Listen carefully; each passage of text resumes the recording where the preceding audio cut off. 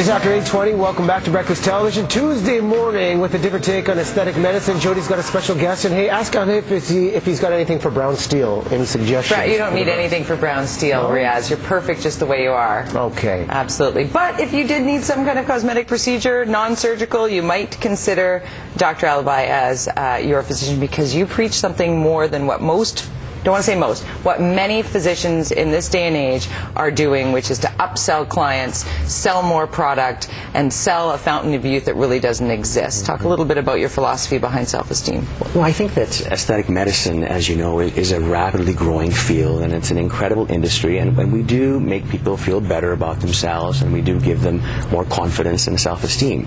I think one of the messages that I convey to my patients is less is more.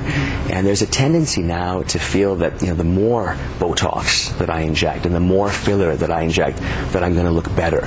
When in fact, to get that soft, natural, beautiful look, often less is more. So I'm forever, preaching to my patients that let's do a little bit less.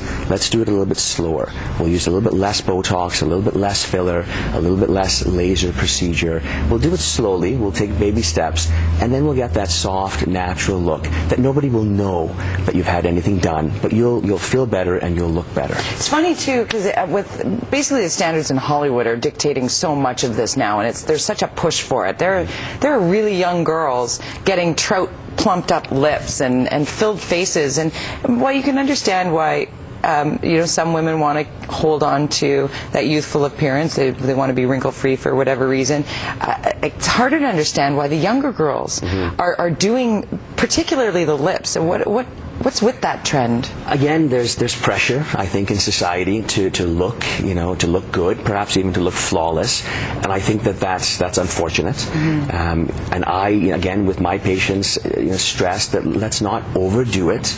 Let's just make you look good for your age and make you feel good about yourself. And ultimately, it's about self-esteem. Right. And so when you overdo it, then it looks unnatural. And I want my patients, to not be discovered. Right. If I'm doing a good job, then nobody will know. They're not going to say, look at that woman who's had all the work done. Exactly. Who's trying to look younger but actually looks older as a result. Exactly. When speaking to age specifically, I'm 45, share that all the time. I'm totally lucky, great genes from my family in terms of the aging process, so I don't stress about it as much.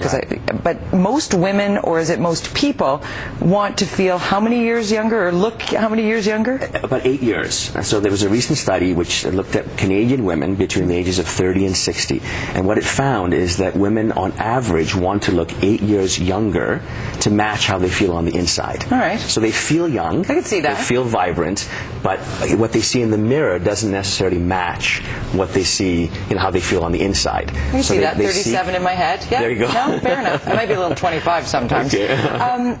But some of the things that people might not know is that beyond the Botox and the fillers and the whatnot, that are good for a great many things, because Botox can stop the sweating of your palms and underneath your armpits. You do all of those procedures. Migraines, I've got a friend of mine who gets thousands of dollars worth of Botox to stop her migraines. But also some of the procedures that you do that we're going to have you back to talk about because of the acne treatments.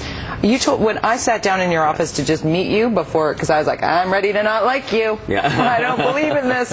And really some of the things you shared were unbelievable. And then we talked about underneath my makeup, I have redness that is hereditary. I'm lucky to have smooth skin, but I do have blotches of red that run in my family. And you said, we can manage that. We can. We can. It's not necessarily going to be cured. Correct, but we can treat it. So the condition we're speaking about is rosacea, which is a very common skin disorder, but it's a chronic progressive skin disorder. We can't get rid of it. But with lasers, and particularly what we now call IPL, or intense pulse light, we do what's called photofacial rejuvenation, which will get rid of all the reds, it'll lift all the brown spots, and improve your tone and texture. You need to do a series of treatments. But similar to photofacial rejuvenation for rosacea, we also have light-based therapies for acne. Right. So the technology for teenagers. You know what? We have to have you back, Dr. Alibhai, because those are things that I want to talk about, and I would love to do a before and after on the photofacial.